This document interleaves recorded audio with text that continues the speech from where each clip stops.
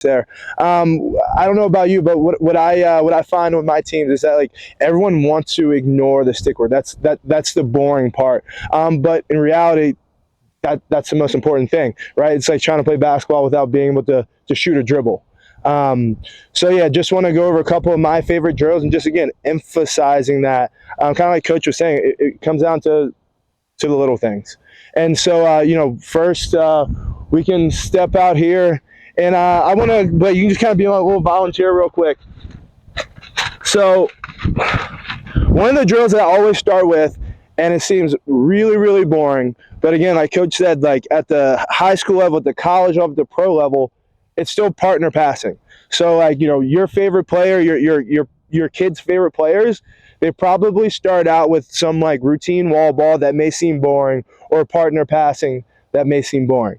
So the thing about partner passing, right? It just goes over our fundamentals. That's all it does, is solidify our fundamentals. So what I like to teach is head, hands, and feet. Head, hands, and feet. Again, head, right? We want to head at our target. If our head moves while we're passing or shooting, what's the ball going to do? The ball's going to move, right? If my head moves, the ball's going to move. Hands, right? We want our hands away from our body, right? I'm going to shoot faster, more accurately like this instead of like that, right? And if these kids can build these habits in early, right? And as they grow up and mature and get stronger, their shots are only going to be that much better. And lastly, our feet, head, hands, and our feet. We want to, if Blake is my target, I have to step at my target, right? If Blake's my target, it doesn't make sense for me to step here, right? It doesn't make sense for me to step here. And I know it's so little, right? I always hammer that. I'm like, my players will step like that. And I'm like, no, that's not good enough. Like, I want your toes at your target, right? The thought is, if we overemphasize those things, right, when we play in a game or, when things really matter, they'll just fall into place, right? That will be routine. So again, I would just kind of like toss it a little bit. Like, so I want to make sure that when I'm throwing, my head is immediately at my target, my hands are back, right? And my feet, I'm taking a step, right? And I'm following through. So, and that's kind of the important part about passing. Now, we're going to talk about catching. Passing is really important, but catching is just as important. So a lot of the time, our guys, they want to catch the ball. They want to catch it all out here, right? You'll just see them constantly just snatching at the ball. So in this drill, what we really want to emphasize, right?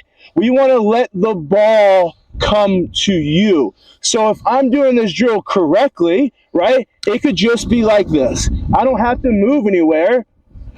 It's coming back, taking a step, my elbows away from my body, I'm turning my shoulders, right? And because what I like to say is that, like, in a game, right, you playing with your hands out there, right, it's really easy for defenders to check your stick, right? Again, we want to let the ball come to us.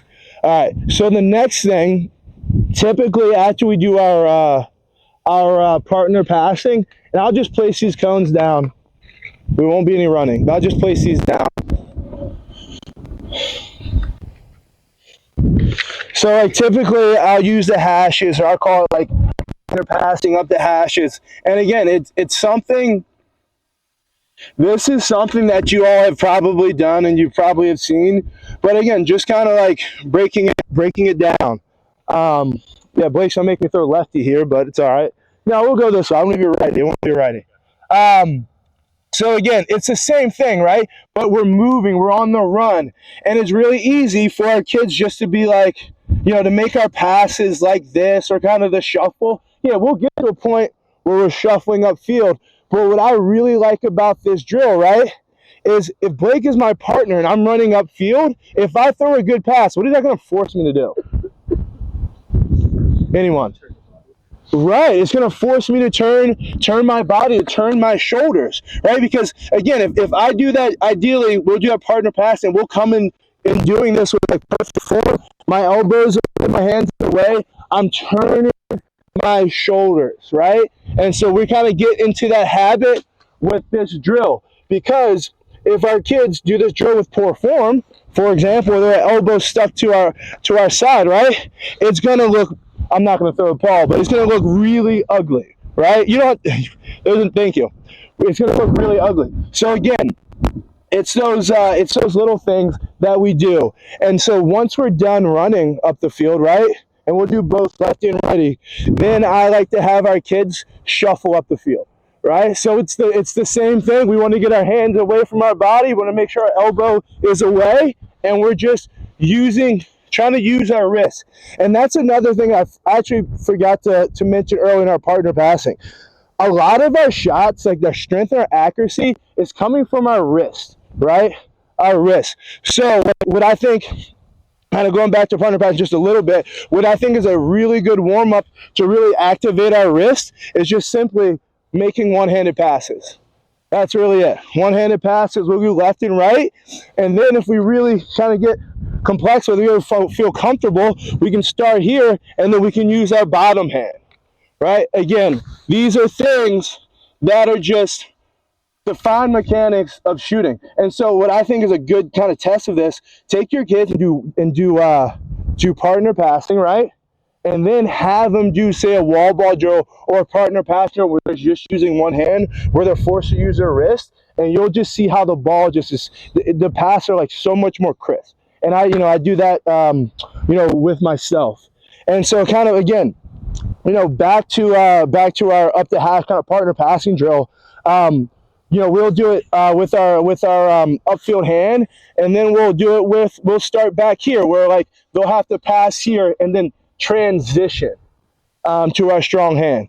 And so I've seen Coach Foster do it with karaoke and this, like, all these different kind of things that we're doing with our footwork.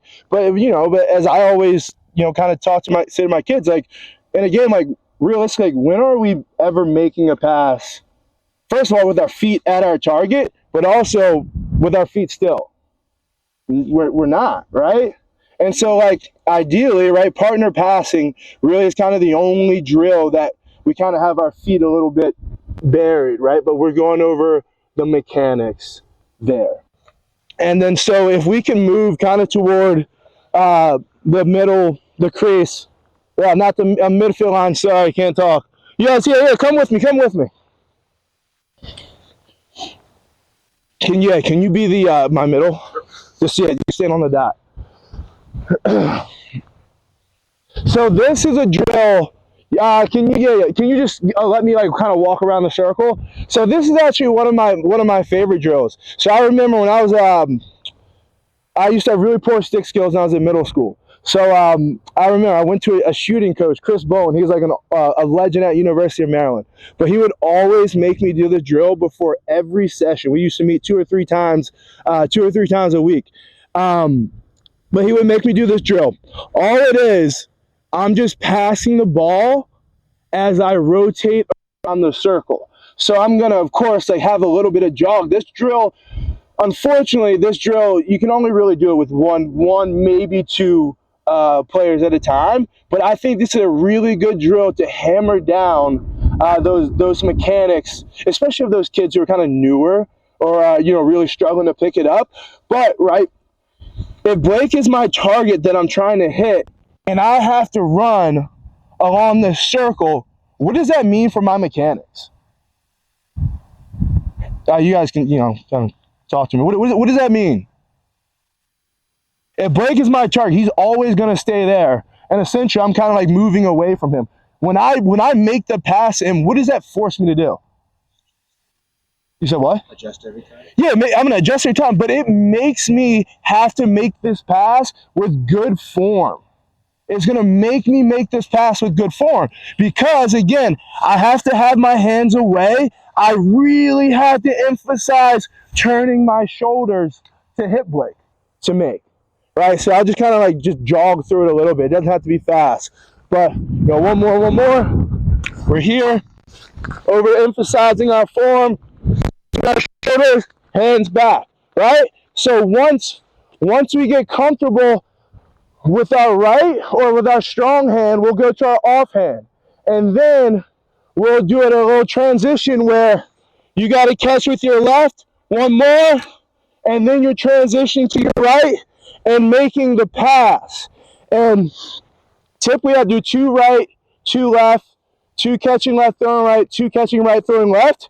And something very small is that this really helps with transitioning, right? I think about when you're dodging or something and the transition of the stick. I think that's really important, and it's something that like we really don't like touch on, enough. Because what I see, especially newer guys who are really athletic, but they really just struggle to change hands with their stick, right? It may be so far out here, or maybe up or below. But I think this is just a good drill. Quick catch with my left and getting it out with my right, or vice versa. Quick catch with my right and then out with my left. All right. So like right now, do we have any questions like on like kind of like mechanics? Any stick work drills right now? We're gonna go to some shooting mechanics after. So any questions right now? Hopefully you find this helpful. All right, so yeah, hey, let's move down to the cage a little bit. This is actually, I would probably say, one of my favorite kind of shooting warm-up drills. And so we'll start. I'll do it 10 at a time, and we'll have say 2, maybe 3 students on it, or players on a cage. But really, like, if you have say 4 or 5 cages, we have a small roster. We have under 20 kids, right? So I can put 4 cages out, and and have 2 to 3 or 4 kids, and then we'll be all good there. So, but for this drill, I just have balls here. I'll have balls on the other side, and this is just, again, a mechanics drill. So really, like, what's the big difference? What's the big difference in our form when we're passing and we're shooting? It's really the same motion, right? And so for this drill, I don't even really call it a name. I just call it my top corner, bottom corner shooting warm up. That's what we call it. And again, all we're doing, we're starting with our good form right here, right? We're trying to aim for that right post, right? So every shot, we're trying to aim top corner, bottom corner, top corner, bottom corner. Now, so again, all we're doing, we're just taking a step, top corner, taking a step, bottom corner, taking a step, top corner, taking a step, bottom corner, right? And so the purpose of that is like, I really like emphasize to my players, like, shoot sidearm. Oh, no. I'm sorry. I do not say that. I am sorry. I do not say that at all. I say, please do not shoot sidearm. Please do not shoot sidearm. I say shoot overhand, shoot overhand, shoot overhand. Because eventually, as you get older, right, or you go play in college, like, no one really cares how you shoot, but if you don't hit your shots, you won't be playing. And really, if you can shoot a good overhand shot, you can shoot a good sidearm shot or a good underhand shot. But really, when we're doing this, you should be able to shoot overhand, right?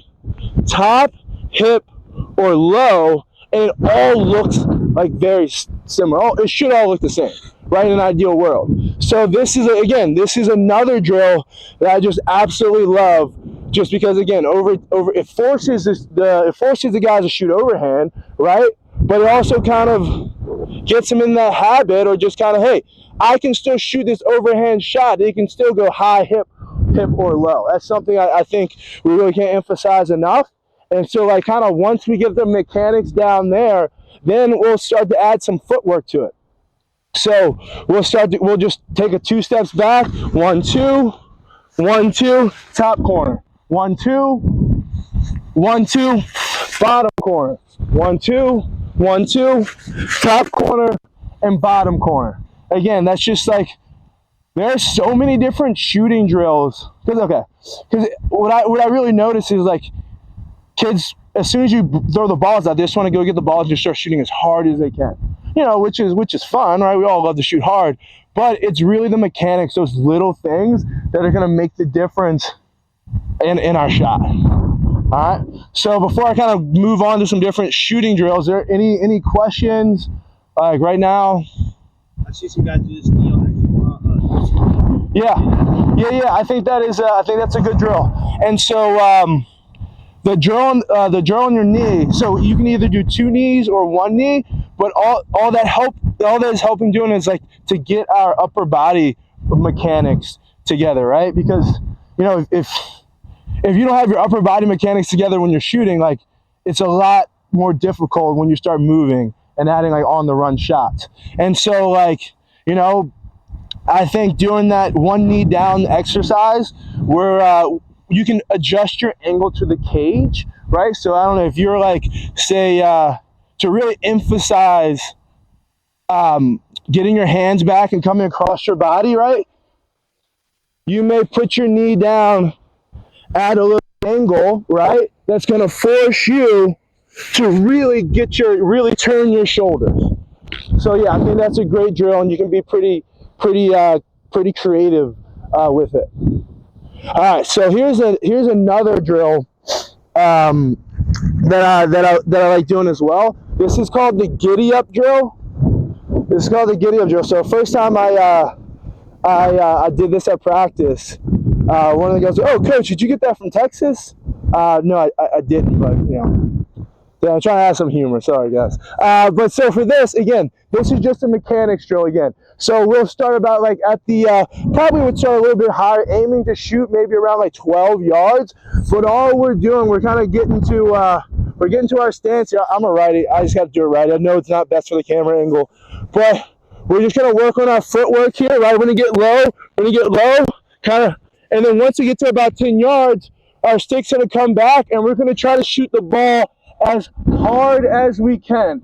And again, I think this is a good drill because we're emphasizing shooting the ball as hard as we can, but we have these guidelines of like with our mechanics here. And the kind of the same thing that we did earlier with the 2 steps back, 2 steps forward. It's the same thing. Once I get there, boom, try to shoot as hard as we can. Kind of what I've always been taught, like growing up and shooting, was like power before accuracy, right? As you get older and you like kind of work on your mechanics, your accuracy is gonna come. But hey, if you just shoot 90 miles per hour, 85 miles per hour, that's just that's a hard shot to save, if you just don't hit the goalie. All right. And so again, those kind of shooting drills are some of like my basic shooting drills that I go over. And then as we progress, right, that's when the shooting drills or the stick work drills become a little bit more complex.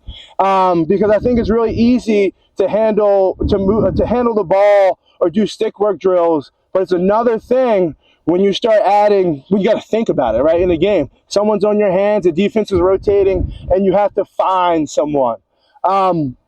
And then I just kind of want to talk about a couple other stick work drills, and then I'll kind of open it for questions. Okay, so I won't put the cones up, but for this one, it's just a basic diamond passing drill. It's where there's 2 cones on the wing, right? A cone at X and a cone up top. Again, I know plenty of people probably do this drill. Some people have the 2 cones behind, 2 cones up top. They do it 4 corners. But what I really love about this drill, and again, like I probably have maybe 10 drills that I just think are just so important that, like, yeah, they may be very basic, but like they work, and it's going to get you high rep volume. But what I really like about the drill is that it forces us to move our feet. One of the things that I struggle with is like emphasizing to our guys that like you have to move to the ball, right? And then when you're passing the ball, move to your target. I don't know, you all are coaches here. How many times have you all seen the ball being thrown away because, say, someone is on their hands and they don't want to make the pass? Or it's just a long pass and they just don't want to move their feet, right? I always say this: if we can't make a 35-yard pass, let's just move our feet, and then we can make a 20 or 15-yard pass. And so that's what I really love about the 4 corners. So just kind of do you need me to put the cones up, or we kind of can envision it? Okay. So yeah. So what I like to do, have them start, say, catching right, throwing left. They're going to catch the ball left, right? They're going to transition it to their right hand, and they're going to move it on. But what I really like to emphasize and tell them is to square up. It's to square up. Do we know what we mean by square up? Please someone say no or yes or... Okay. Okay, thank you. So, what I mean by squaring up, right? Can you be my defenseman? Sure. Right? If I'm on offense, instead of me just getting the ball here and transitioning to the next guy, right? I want to square up my defender, right, to keep him a little honest. So when I talk about square him, I may catch the ball and just square him up a little bit and then move the ball on. Because again, also, it helps keep the defender honest, but if you can kind of square up, let's just say we catch this ball on the wing, but we feel very comfortable with dodging from behind, right? I think this is a perfect kind of example. Is like, I try to keep my defender honest, like I can kind of square up and play with them a little bit, right? To eventually get to my dodging spot, the spot that I feel comfortable enough to dodge. All right? And then so like I would say the last drill that I'll go over is my oh man, I'm drawing a blank. We'll move up here. Oh my gosh, what is my drill name? I'll set it up and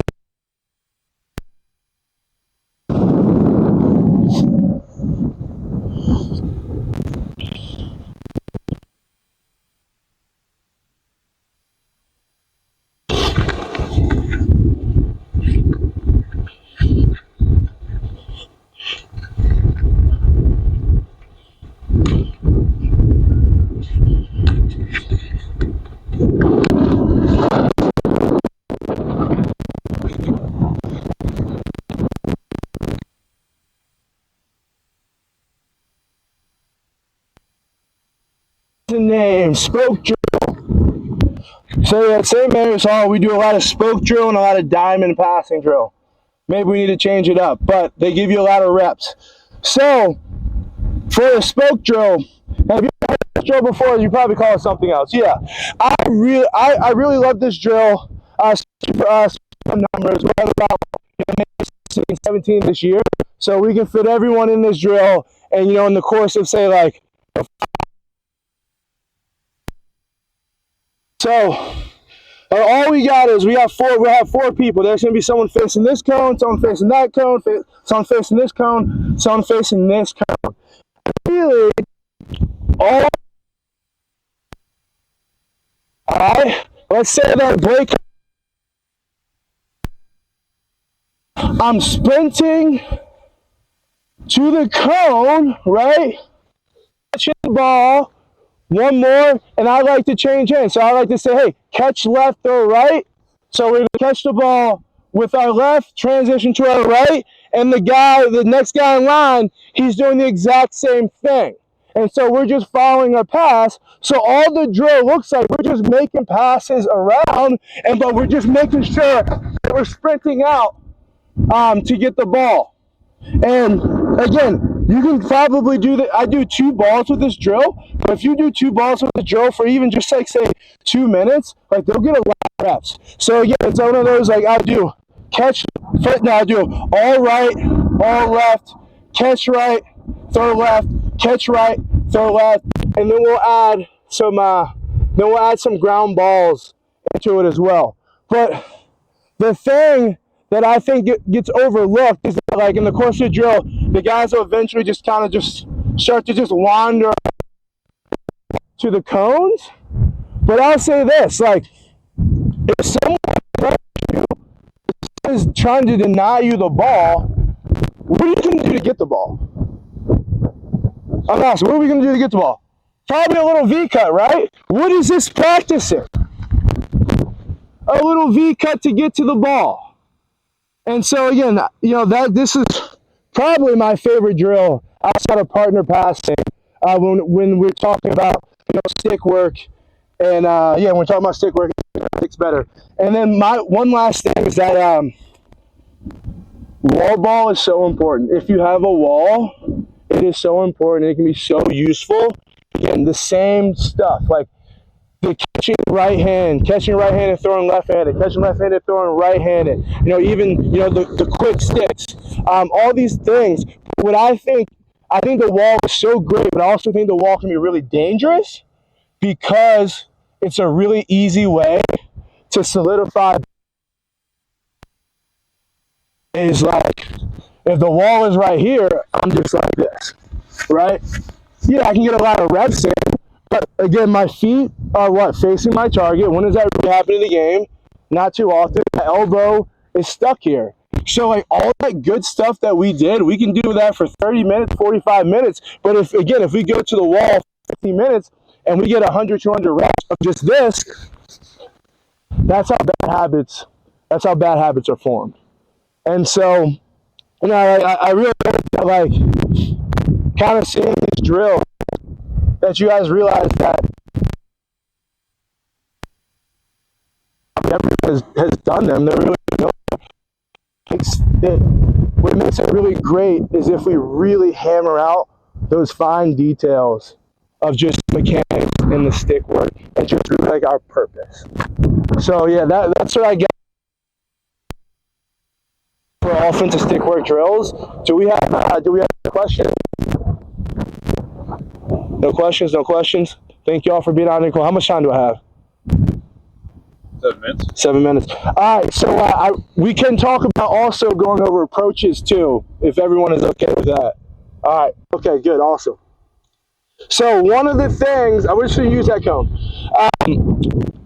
One of the things that I really see from the defensive end, and I truly believe from the defensive end, is that like when we're talking about one-on-one defense, I really, really believe it starts with the approach. I genuinely believe it starts with the approach, right? How you approach your guy, like Blake is a righty. How I approach is gonna set up everything. So Blake's a righty, by me approaching him head on, like what is that?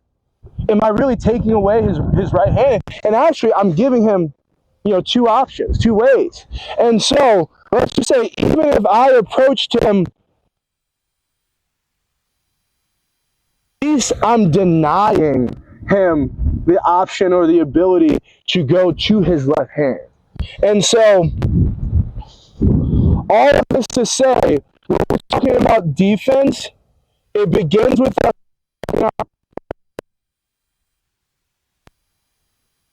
tell my defender, ask my defenders, like, where do you want to force him? Like, what hand is he, right? And depending on what hand is he and like where you want to force him, that's gonna depend on how you approach him.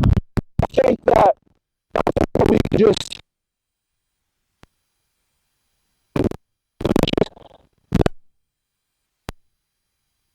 of our offensive player, we have to take,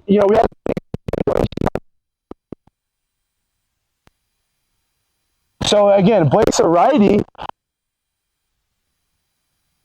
right? And making sure that if he even starts to dodge at me, he wants to go right, yeah, I'll let him go right, but he's going to have to really go around me. And we'll live with that. That's not ideal, but we'll live with that, right? Or, if he attacks me here, I can give a little bit and kind of go to your left, and then I'm still here, right? But again, I think is really tough. I think we can't talk about playing good one-on-one defense if we don't talk about approaches. So yeah, that's kind of the last thing I got. But I appreciate y'all standing out here in McNeil with me. But yeah, we have any questions, any goals, anything? All right. Hopefully it was helpful.